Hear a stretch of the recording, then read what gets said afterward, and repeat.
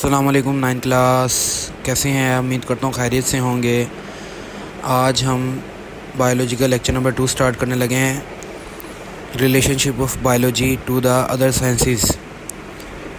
अच्छा जी, टॉपिक को देख के आप समझ सकते हैं कि आपने इसमें बायोलॉजी का रिलेशन पढ़ना है दूसरी साइंसेस के साथ, कि बायोलॉजी का दूसरी साइंसेस के साथ क्या ताल्लुकात हैं, मतलब बायोलॉजी किस तरह दूसरी साइंसेस के साथ मिलकर काम करती है। ठीक है, ये जो पैराग्राफ है इसमें कोई ख़ास बात नहीं लिखी हुई, इसमें सिर्फ बताया गया है, एक गो थ्रू किया गया है। ठीक है, अब जो हमारी आगे शुरू होती है वो पहली ब्रांच है हमारी जो रिलेशनशिप है बायो का दूसरी साइंसेस के साथ, वो है बायो फिज़िक्स, यानी बायोलॉजी का रिलेशन है फ़िज़िक्स के साथ। आपको नाम देख के ही अंदाज़ा हो रहा है। ठीक है, अब आपको मैं जो चीज़ें अंडरलाइन करवा रहा हूँ, मतलब नोट जो चीज़ें जैसे आपको करवा रहा हूँ उस तरह ही आपने जो ना वो पेपर में लिखनी है। सबसे पहली बात ये आ जाती है कि it deal with the study of principle of science which are applicable for the to the biological phenomena. ये फिज़िक्स के असूलों की स्टडी है, फिज़िक्स के रूल्स की स्टडी है जो बायोलॉजिकल फिनोमेना में यूज़ होते हैं। फिनोमेना कहते हैं यानी कि कुछ होना, कोई चीज़ का होना। बायोलॉजिकल फिनोमेना में कुछ चीज़ों जो होती हैं बायोलॉजिकल होती हैं कोई चीज़ें, उसमें फ़िज़िक्स के असूलों का होना। अब हम इसकी एग्जांपल पढ़ेंगे, जैसे कि इसकी एग्जांपल है, for example there is similarity between working principle of lever in physics and limbs of animal in biology. अच्छा जी, ये निशान आपको मैं लगा के दे रहा हूँ, ये आपने पूरा याद करना है। ठीक है ना, ये जो येलो लाइन है ये मैंने डेफिनेशन को अंडरलाइन कर दिया कि ये फ़िज़िक्स की प्रिंसिपल की स्टडी है और इसमें जो बायोलॉजिकल फिनोमेना में यूज़ होते हैं। और ये इसकी एग्जांपल है, एग्जांपल की हेडिंग है, उसके बाद आपने ये लिखना है there is similarity between working principle of lever in physics. यानी अगर लिवर है, आप देखें तो लिवर की वर्किंग भी फ़िज़िक्स में जो है ना वो उसी तरह है जैसे लिम्स ऑफ एनिमल। लिम्स कहते हैं बाजू और हाथों, बाजुओं को और टांगों को। ठीक है ना, ये लिम्स होते हैं बॉडी के। इनकी वर्किंग यानी इनकी वर्किंग आप देखें कि इसी तरह ही है जैसे लिवर की वर्किंग है फ़िज़िक्स के अंदर। लिवर का वर्किंग कैसे होती है, जैसे नट को जो है वो जो है ना वो पेच जैसे हम कसते हैं, ठीक है ना, जैसे वो मूव करता है ना, इसी तरह हमारे लिम्स भी बॉडी के साथ ऐसे ही मूव करते हैं। उनकी दोनों की जो वर्किंग है ना उसके प्रिंसिपल सेम है। ये आ गया बायोफिज़िक्स के अंदर। अब जो मैं अगली आपको डेफिनेशन लिखवा रहा हूँ वो है बायोकेमिस्ट्री की। पहले हम डेफिनेशन को जो है ना वो निशान लगा लेते हैं। डेफिनेशन इसकी यहाँ से यहाँ तक है और ये इसकी एग्जांपल है, यहाँ से लेके यहाँ तक इसकी एग्जांपल है। It deal with the study of chemistry of different compound process occurring in living organisms. ये स्टडी है केमिस्ट्री की डिफरेंट कंपाउंड्स की। इसको हाईलाइट कर देता हूँ डेफिनेशन को जी।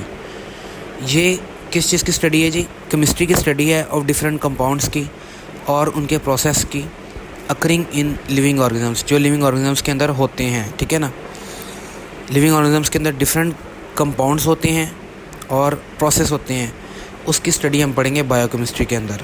ठीक है, इसकी एग्जांपल क्या है? Study of basic metabolism of photosynthesis and respiration involves the knowledge of chemistry. इसमें केमिस्ट्री की नॉलेज इन्वॉल्व हो जाती है। आप यहाँ तक इसकी जो है ना एग्जांपल करेंगे कि for example study of basic metabolism of photosynthesis and respiration. Photosynthesis क्या होती है? पौधों का खुराक लेने का तरीका, और रेस्पिरेशन सांस लेने का तरीका। ठीक है, खुराक भी लेनी और सांस भी लेनी, और रेस्पिरेशन इंसानों के सांस लेने का या जानवरों के सांस लेने का तरीका। इसका मेटाबॉलिज्म हम किस में पढ़ते हैं? बायोकेमिस्ट्री में। इसकी आपने यहाँ तक निशान लगा लेना है, यहाँ तक नहीं लगाना है। ठीक है, इसको मैं रिमूव कर देता हूँ यहाँ से। अच्छा जी, अब नेक्स्ट जो है ना हम अगली डेफिनेशन की तरफ चलते हैं अपने। इसमें आ गया कुछ discussion and debate. Identity the evaluate the impact of scientific ideas और advance in technology on society. ये कोई इतनी सच कोई पेपर के हवाले से जो है ना वो नहीं है, ख़ास नहीं है। अब आगे आ गया जी बायो मैथमेटिक्स और बायोमेट्री। ये भी एक फील्ड है, यानी कि बायो का मैथमेटिक्स के साथ क्या लिंक है। तो इसकी डेफिनेशन को हम पहले अंडरलाइन कर लेते हैं, ठीक है, और उसके बाद हम इसकी एग्जांपल को अंडरलाइन कर लेते हैं। For example, analyse the data, gather work, biologist have to apply the rule, ये सारा ही आएगा। अच्छा जी, अब बच्चों मैंने क्या किया है मैं आपको बताता हूँ। पहले मैंने डेफिनेशन लगा दी, फिर मैंने एग्जांपल का निशान लगा दिया है कि आपने यहाँ से यहाँ तक याद करना है। It deal with the study of biological process, ये बायोलॉजिकल प्रोसेस की स्टडी है यूजिंग मैथमेटिकल टेक्निक्स, जिसमें मैथमेटिकल टेक्निक्स को यूज़ करते हैं, एंड टूल्स, और टूल्स को यूज़ करते हैं, ठीक है। फॉर एग्जांपल, हम इसमें मैथमेटिकल टेक्निक्स को यूज़ करते हैं और मैथमेटिकल रूल्स को यूज़ करते हैं। फॉर एग्जांपल कैसे, analyse the data gather after experiment work, आपने कोई एक्सपेरिमेंट वर्क किया, उसमें डिफरेंट वैल्यूज़ आई, ठीक है, डाटा आया एक, यानी कि आपने एक एक्सपेरिमेंट किया, पहले उसकी वैल्यू 20 आई, फिर 15 आई, फिर 10 आई, फिर 11 आई, वो डाटा एक कलेक्ट हो गया। Analyse of the data gather after experiment work, आपने एक्सपेरिमेंट वर्क किया, उसकी डिफरेंट वैल्यूज़ आई, डाटा बन गया। Biologist have to apply the rules of mathematics, अब उनको जमा करना है या उनको डिवाइड करना है या उनको मल्टीप्लाई करना है, एवरेज निकालनी है, तो वो क्या किस रूल से होगा, मैथमेटिकल रूल्स के हिसाब से होगा ना, उसमें मैथमेटिकल रूल यूज़ होंगे ना। तो उन रूल को यूज़ करते हुए जो आपने डाटा, बायोलॉजिस्ट ने जो डाटा एनालाइज किया, वो किस में आ गया, बायो मैथमेटिक्स में, ठीक है, या बायोमेट्री में।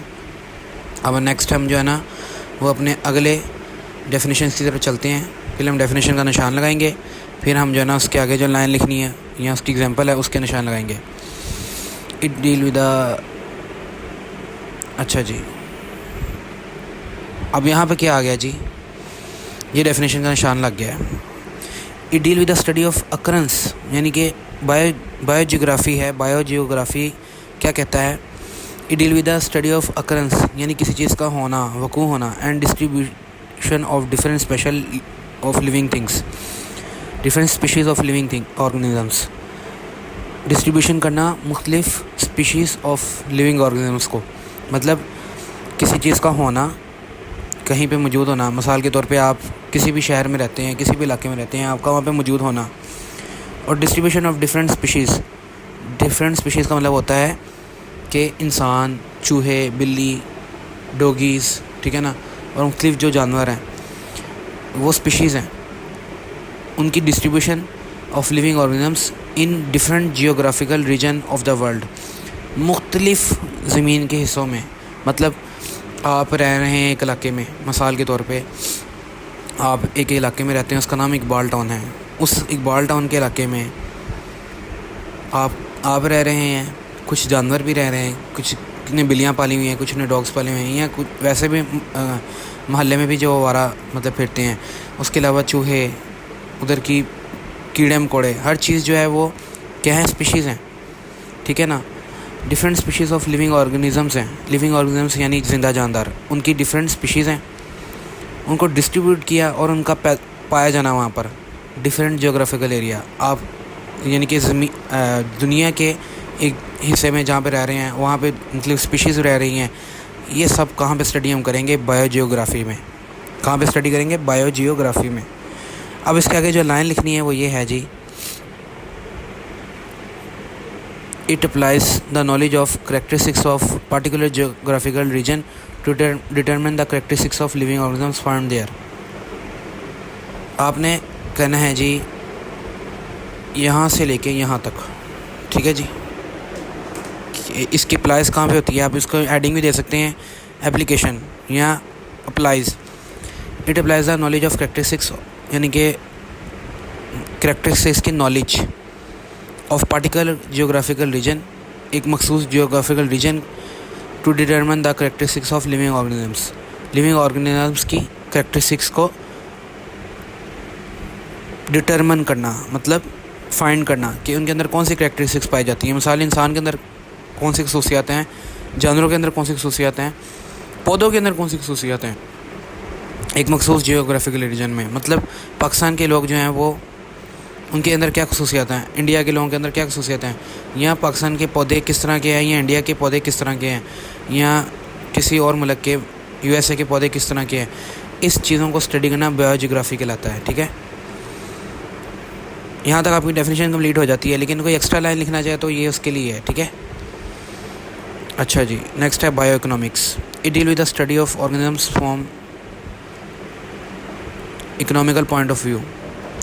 ये हमने डेफिनेशन की निशान लगा लिया है कि ये डील करता है study of organisms from economical point of view के हिसाब से, यानी ऑर्गेनिजम्स की स्टडी एक इकोनॉमिकल पॉइंट ऑफ व्यू के हिसाब से। इकोनॉमिकल पॉइंट ऑफ व्यू क्या होता है, मतलब जो बजट होता है ना या अखराजात होते हैं उसको कहते हैं इकोनॉमिक्स। ठीक है, आपके घर में जो खर्चे होते हैं उसको इकोनॉमिक कहते हैं। ठीक है, उसकी study economical point of view के हिसाब से। फॉर एग्जांपल, अब इसकी एग्जांपल है, इस एग्जांपल जो है ना हम इसको पेन से निशान लगाते हैं। For example, the cost value and the profit value of the yield of wheat, ठीक है, can be calculated through bio economics. लो जी, ये आप यहाँ तक निशान लगा लेते हैं।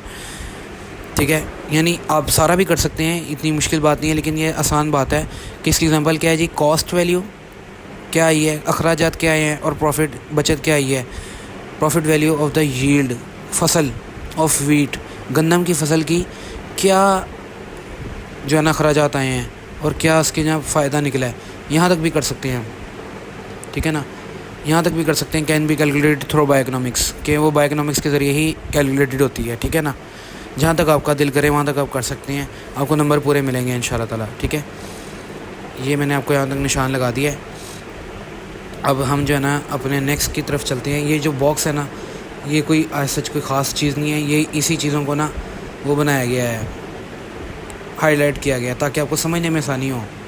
जैसे मैं बताता हूँ, को केमिस्ट्री है ना, उसकी लिंक बायो के साथ बायोकेमिस्ट्री बन गया, और उसके अंदर फोटोसिंथेसिस और रेस्पिरेशन मेन चीज़ है।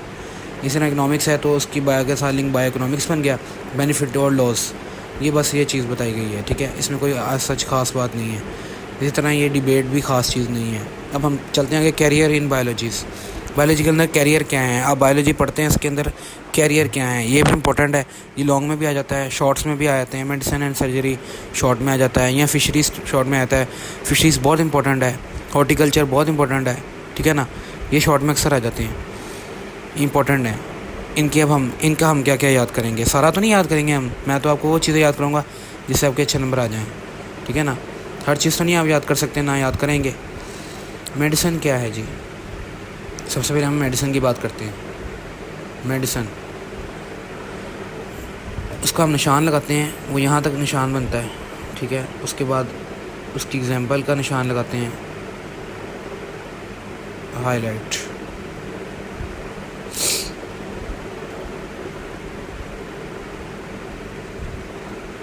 जी, ये पहले निशान लगा लें आप, ताकि आपको बाद में समझने में आसानी हो। और इसकी एग्जांपल का निशान यहाँ से लेके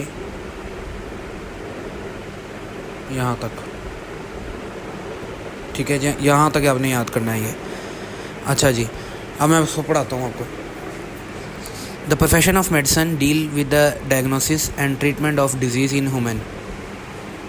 इस प्रोफेशन में क्या होता है कि आप डायग्नोसिस पढ़ते हैं, मतलब डायग्नोसिस का मतलब होता है किसी बीमारी का अंदाज़ा लगाना, किसी बीमारी का पता लगाना कि कौन सी बीमारी है, उसको कहते हैं डायग्नोसिस। अब इसमें डायग्नोसिस पढ़ते हैं। And treatment of disease, disease की डायग्नोसिस भी पढ़ते हैं, मतलब कि वो डिज़ीज़ कौन सी है आप उसका पता भी लगाते हैं, और उसका ट्रीटमेंट भी करते हैं, उसका इलाज भी करते हैं इन ह्यूमन, इंसानों के अंदर। और इसके अंदर एक फील्ड आती है सर्जरी की, इन सर्जरी, ये सर्जरी भी इसके अंदर ही है। ठीक है ना, in surgery the part of body में बी रिपेयर्ड, रिप्लेस्ड और रिमूव्ड। यहाँ तो वो रिपेयर हो जाता है, यानी कि इसका ट्रीटमेंट हो जाता है, यानी कि इसको सही कर दिया जाता है कुछ चीज़ें ऐड करके, मतलब उसको ऑपरेशन करके इसको रिपेयर कर दिया जाता है। यहाँ रिप्लेस कर दिया जाता है। मिसाल के तौर पे किडनी है ना, वो रिप्लेसेबल होती है, किसी और की किडनी भी किसी इंसान के अंदर लग सकती है। और रिमूव, यहाँ निकाल ही दिया जाता है। मिसाल के अंदर किसी इंसान के अंदर स्टोन है, किडनी स्टोन है, तो उसको रिमूव किया जाता है। या किसी के अंदर ट्यूमर है तो उसको रिमूव किया जाता है। इसे सर्जरी में कहते हैं, ये सर्जरी के अंदर आता है। मेडिसिन के अंदर आपने क्या पढ़ा, deal with the diagnosis and treatment of disease, यानी जो फिजिशियन होते हैं डॉक्टर आपके, वो सिर्फ डायग्नोसिस करते हैं, मतलब कोई बीमारी किसी को है, अगर मिसाल के तौर पे किसी को शुगर है तो वो टेस्ट करवाएंगे तो पता चल जाएगा कि ये जो है ना इसको उसकी डायग्नोसिस की तो उसको पता चला शुगर है, और बाद में वो दवाइयाँ देंगे जिसका मतलब है कि इसकी ट्रीटमेंट है कि जिसका शुगर का ये इलाज है, ठीक है। सर्जरी में क्या होता है कि सर्जरी के बॉडी पार्ट जो है ना या तो रिपेयर हो जाते हैं, यानी कि अगर किसी को किडनी का प्रॉब्लम है तो या तो वो उसका ऑपरेशन करेंगे, उसको रिपेयर कर देंगे, ठीक है, या उसको रिप्लेस ही कर देंगे, या उसको रिमूव कर देंगे, रिमूव करके उसके अंदर जो ट्यूमर है उसको रिमूव कर देंगे, ठीक है ना। किडनी को नहीं रिमूव कर देंगे, किडनी रिमूव करके नई किडनी लगाएंगे, किडनी के अंदर जो स्टोन है उसको रिमूव कर देंगे। ये सब सर्जरी के अंदर चीज़ें आती हैं, ठीक है ना। इसकी एग्जांपल है removal of stone through renal surgery. Renal मतलब कहते हैं किडनी को, यहाँ पे आप किडनी सर्जरी भी कह सकते हैं, लेकिन बायोलॉजी में हम किडनी को रीनल कहते हैं। तो रीनल सर्जरी जो है ना वो इसके अंदर आती है, ठीक है। ये आपकी एग्जांपल हो गई। अब नेक्स्ट हम आगे फिर चलते हैं अपने नेक्स्ट जो है वो अगले पॉइंट की तरफ, वो है फिशरीज़। पहले हम इसका निशान लगाएंगे कि आपने याद कहाँ तक करना है।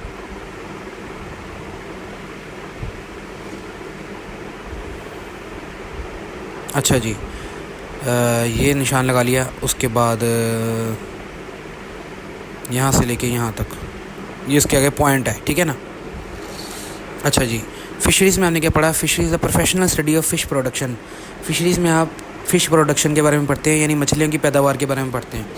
और उसके आगे पॉइंट बना के आपने जो चीज़ लिखनी है वो ये है, they serve for enhancing the quality and quantity of fish production. आपने दे सर्व की बजाय लिखना है प्रोफेशनल ऑफ फिशरीज़ सर्व, ठीक है, सर्व, प्रोफेशनल ऑफ फिशरीज़ सर्व। आपने यहाँ पे लिखना है, दे नहीं लिखना, आपने दे को काट दें, दे को कट कर देते हैं। आपने भी लिख लेना है प्रोफेशनल ऑफ फिशरीज़, फिर आपने लिखना है serve for enhancing the quality and quantity of fish production. अगर नहीं समझिए तो 12 बता देता हूँ। पहले आपने लिखना है प्रोफेशनल ऑफ फिशरीज़, फिर आपने लिखना है serve for enhancing the quality and quantity of fish production, ठीक है। यानी कि फिशरीज़ के जो प्रोफेशनल हैं, यानी कि जो फिशरीज़ के प्रोफेशनल हैं, वो क्या करते हैं? सर्व करते हैं इनहेंसिंग द क्वालिटी को इन्हेंस करना मतलब बढ़ाना, और क्वांटिटी मतलब क्वालिटी और क्वांटिटी किस चीज़ की? फ़िश प्रोडक्शन की। फ़िश की प्रोडक्शन की क्वालिटी और क्वांटिटी को बढ़ाते हैं, मतलब फ़िश की प्रोडक्शन को बढ़ाते हैं मिकदार के हिसाब से भी, और उसकी क्वालिटी भी बढ़ाते हैं, यानी अच्छे मोटे फ़िश के जो दाने हैं वो प्रोड्यूस करते हैं, इन्हांस करते हैं। उसके लिए मुख्तलिफ़ किस्म के जो है ना उनको अच्छी खुराक देते हैं, उनकी ट्रीटमेंट करते हैं अगर उनके अंदर कोई बीमारी आ जाए, तो वो सारे क्या करते हैं? प्रोफेशनल ऑफ फिशरीज़ करते हैं, ठीक है। ये फिशरीज़ के अंदर आता है। अब नेक्स्ट जो है ना, आप अगली डेफिनेशन के पहले निशान लगा लें, फिर मैं आपको समझा देता हूँ।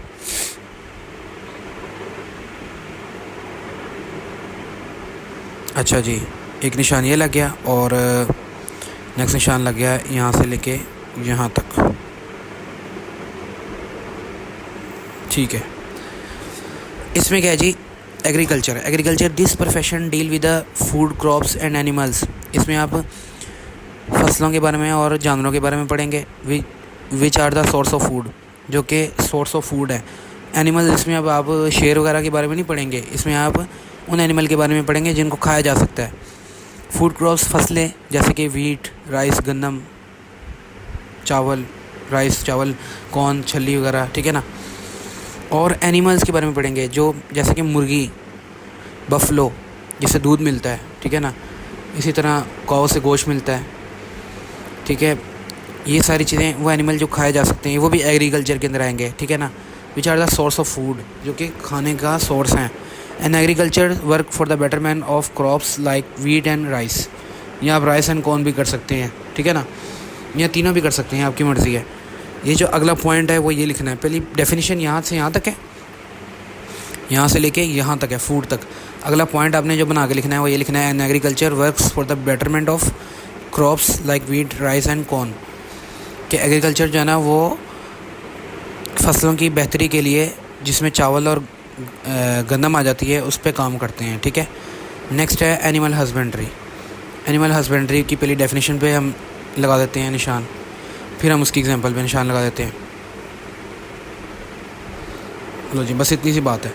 It is a branch of agriculture. ये एग्रीकल्चर की ब्रांच है, ये अब आगे एग्रीकल्चर की ब्रांच है, आप पढ़ेंगे। Concern with the care and breeding of domestic animal, life stock कहते हैं इसे। केयर एंड ब्रीडिंग यानी केयर करना उसकी, उसका ख्याल रखना और उसकी ब्रीडिंग कराना यानी उसको पैदावार बढ़ाना। डोमेस्टिक एनिमल कौन से होते हैं? जो आपको फ़ायदा देते हैं, ठीक है ना, जो आपको गोश्त भी देते हैं, जो आपको खाल भी देते हैं, जो आपको दूध भी देते हैं, उन्हें लाइफ स्टॉक्स भी कहते हैं, ठीक है, उनको लाइफ स्टॉक भी कहते हैं। लाइफ स्टॉक की गाड़ी शायद आपने कभी देखी हो, वो एग्रीकल्चर वालों की होती है। जहाँ पे कोई जानवर बीमार होते हैं वो जाके उसका ट्रीटमेंट करते हैं, ठीक है, उसकी केयर करते हैं और उसकी ब्रीडिंग पर, उसकी पैदावार पर इजाफा करते हैं और उस पर यानी कि उस पर उनकी ब्रीडिंग और उनकी केयर करते हैं। जैसे कि कैटल कहते हैं मवेशियों को जो कि घर में पाले जाते हैं, एंड शीप और दुम्बा, ठीक है ना, इनकी जो पैदावार में बढ़ाना, इनकी केयर करना, ये सब किस में आता है? एनिमल हस्बेंड्री में। ये इसकी डेफिनेशन और ये इसकी एग्जांपल आपने कर ली, ठीक है। अब नेक्स्ट है हॉर्टिकल्चर, उसकी डेफिनेशन पे निशान लगाते हैं और उसके बाद जो आपने लाइन लिखनी है उस पर निशान लगाते हैं।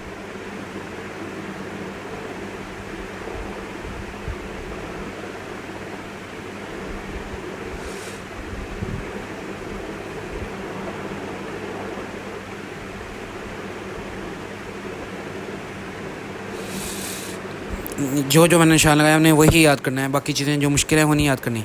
अ horticulturist work for the production of new varieties of plant and fruit plants. कि एक हॉर्टिकल्चरिस्ट है ना, जो वो काम करता है किस चीज़ पर? प्रोडक्शन ऑफ न्यू वैराइटीज़, मतलब न्यू किस्म की प्लांट्स पर एंड फ्रूट प्लांट्स पर। हॉर्टिकल्चरिस्ट जो है ना वो प्रोडक्शन पे काम करता है। किसकी प्रोडक्शन पे काम करता है? किसकी पैदावार पे काम करता है? पौधों की और फ्रूट के पौधों की। बस ये आपने याद करना है इसमें। और पहले आपने ये भी मैं बताना भूल गया आपको, it deal with the art of gardening. ये गार्डनिंग की स्टडी होती है। जैसे आप PHA में आपने देखा होगा, PHA होता है कि पाकिस्तान हॉर्टिकल्चर एसोसिएशन या अथॉरिटी, वो क्या करती है?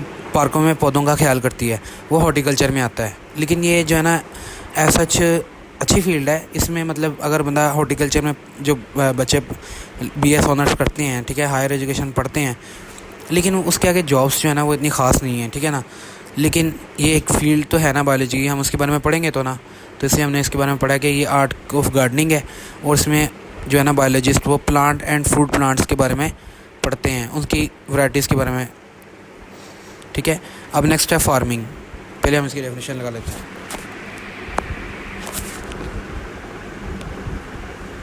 इसकी डेफिनेशन है जी, यहाँ तक इसकी डेफिनेशन है। और इसकी एग्जांपल जो है ना वो है जी, for example some farm animal breeding technologies.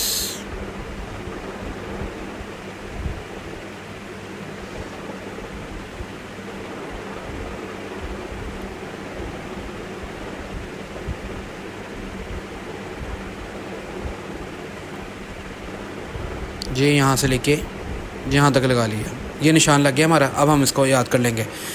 Farming में क्या करता है जी? It deal with the development and maintenance of different type of farm. इसमें डिफरेंट टाइप ऑफ फार्म और डेवलपमेंट के बारे में पढ़ा जाता है। It deal with the development यानी कि बनाना और मेंटेन रखना डिफरेंट टाइप ऑफ फार्म्स को। फार्मिंग में आप क्या पढ़ते हैं? फार्म्स जो होते हैं ना, फार्म हाउसेस भी होते हैं जैसे, जिनमें जानवरों को रखा जाता है, ठीक है ना, उनकी डेवलपमेंट करना और उनकी मेंटेनेंस करना। उसमें एग्जांपल क्या आ जाता है? Animal breeding technology. इसमें एनिमल ब्रीडिंग टेक्नोलॉजी आ जाती है। Are use for the better protein and milk source. बस ये आपने याद करना है कि एनिमल ब्रीडिंग करना जिससे हमें जो है ना बेटर मिल्क मिले, अच्छा मिल्क मिले और अच्छी प्रोटीन मिले। बस ये बात है, ये आपने इतना ही करना है, ठीक है। फॉर्म आप समझते हैं ना इस चीज़ को कि फॉर्म क्या होते हैं? फॉर्म की डेवलपमेंट करना और मेंटेनेंस करना, यानी उसको बनाना और उसको बाद में मेंटेन करना। नेक्स्ट आ गई फॉरेस्ट्री। पहले हम इसकी डेफिनेशन को निशान लगाते हैं।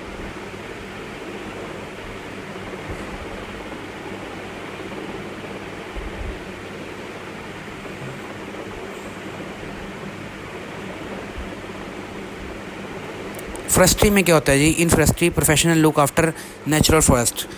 जंगलात को कहते हैं, जंगलात बनाना। आर्टिफिशियल जंगलात बनाना, यानी अपने इंसान खुद जंगलात बनाए, पौधे लगा लगा के, दरख्त लगा लगा के। इसमें क्या होता है, प्रोफेशनल जो है ना वो नेचुरल फॉरेस्ट बनाते हैं, फॉरेस्ट को देखते हैं, नेचुरल जंगलात को देखते हैं और एडवाइस करते हैं गवर्नमेंट को प्लांटिंग करे और ग्रोइंग आर्टिफिशियल फॉरेस्ट कि गवर्नमेंट को वो बताते हैं कि कौन सी जगह पर जल्दी जंगल उग सकता है और देर पा तक रह सकता है, यानी कि देर तक रहेगा, उस पर लोग लकड़ियाँ नहीं काटेंगे। वो जंगलात क्यों ज़रूरी हैं? जंगलात हमारे सांस ऑक्सीजन लेने के लिए ज़रूरी हैं और ज़मीन की हरियाली के लिए ज़रूरी हैं, ठीक है ना। गवर्नमेंट को एडवाइस करते हैं कि यहाँ पे प्लांटिंग की जा सकती है और यहाँ पे ग्रोइंग आर्टिफिशियल फॉरेस्ट, यहाँ पे जल्दी जो है ना वो पौधे उग सकते हैं, यहाँ पे जल्दी जंगल बन सकता है। ये सारी चीज़ें कहाँ पे आती हैं? फॉरेस्ट्री में। पाकिस्तान में इस पर बहुत कम काम हो रहा है, इससे ये एक अच्छी फील्ड है ये भी, लेकिन ऐसा पाकिस्तान में जो है ना इसका जो है ना वो इस पर कम काम हो रहा है। अब ये कहाँ पे स्टडी होती है? देखो, ये after bachelor level study of zoology and botany. अगर आपने BS लेवल किया ना ज़ूलॉजी और बॉटनी में तो आप ये काम कर सकते हैं, ठीक है ना। क्या काम है ये कि गवर्नमेंट को बताना है कि कहाँ पे पौधे और आर्टिफिशियल फॉरेस्ट जंगलात उग सकते हैं, ये फॉरेस्ट्री में आता है, ठीक है। नेक्स्ट आ गया बायोटेक्नोलॉजी। पहले हम इसकी डेफिनेशन का निशान लगाएंगे। बायोटेक्नोलॉजी आपने याद है कि आगे भी पढ़ा था, आपने डेफिनेशन भी याद की हुई है, आप वो भी लिख सकते हैं यहाँ पे, लाजमी नहीं आपने ये लिखनी है, ठीक है जी। उसके आगे आप एग्जांपल जो है ना वो इसके आगे एग्जांपल कोई नहीं है, तो आप वो डेफिनेशन भी लिख सकते हैं बायोटेक्नोलॉजी में जो पहले आपने पढ़ी है। कहाँ पे पढ़ी भला? मैं आपको दिखा देता हूँ ताकि आपको बोले ना। यहाँ पे आपने पढ़ी है ब्रांचेस ऑफ बायोलॉजी में बायोटेक्नोलॉजी की डेफिनेशन पढ़ी है, ये वाली। आप ये भी लिख सकते हैं, आपने एक याद की है, दोबारा दूसरी ना याद करें, आप ये भी लिख सकते हैं। लेकिन अगर कोई याद करना चाहे तो वो याद कर ले, पेपर में तो बायोटेक्नोलॉजी पूछा जाएगा, आप ये भी लिख सकते हैं, वो भी लिख सकते हैं। Biology study and work for the production of use products like microorganisms. आप वो डेफिनेशन याद करने के बाद आगे पहले आप वो डेफिनेशन लिखेंगे वहाँ से, ठीक है ना, और उसके आगे ये लाइन लिख देंगे। आप ऐसे कर लें, बेहतर ये चीज़ है। डेफिनेशन वो वाली लिख देंगे जो ब्रांचेस वाली है, और आगे लिखेंगे बायोलॉजिस्ट, जो इसमें बायोटेक्नोलॉजिस्ट है ना, वो क्या करते हैं? Study and work for the production of useful product through microorganisms. अगर वो वाली बायोटेक्नोलॉजी की डेफिनेशन आती है या ये वाली आती है, लिखा तो बायोटेक्नोलॉजी होगा ना, आपने क्या करना है? वो डेफिनेशन लिखनी है और आगे ये लाइन लिख देनी है। वहाँ पे आए या यहाँ पे आए, जहाँ पे भी आए, आपने वो डेफिनेशन लिख देनी है जो ब्रांचेस में पढ़ी है, और आगे ये पॉइंट लिख देना है, biotechnology study and work for the production of useful definition through microorganisms. के बायोलॉजिस्ट जो हैं वो स्टडी करते हैं और वर्क करते हैं useful production of products using microorganisms को यूज़ करते हैं, यानी छोटे जो जानवर होते हैं जो माइक्रोऑर्गेनिजम्स जो माइक्रोस्कोप से नज़र आते हैं उनको यूज़ करते हुए यूज़फुल चीज़ें बनाते हैं, यूज़फुल प्रोडक्ट बनाते हैं। जैसे कि मैंने आपको बताया था दही में बैक्टीरिया होता है, बैक्टीरिया को यूज़ करते हुए दही बनाना जो इंसान के लिए फ़ायदेमंद है, ये बायोटेक्नोलॉजी के अंदर आता है। यहाँ पे हमारा आज लेक्चर नंबर 2 का ख़त्म होता है। इंशाल्लाह ताला हम नेक्स्ट लेक्चर में मुलाकात करेंगे।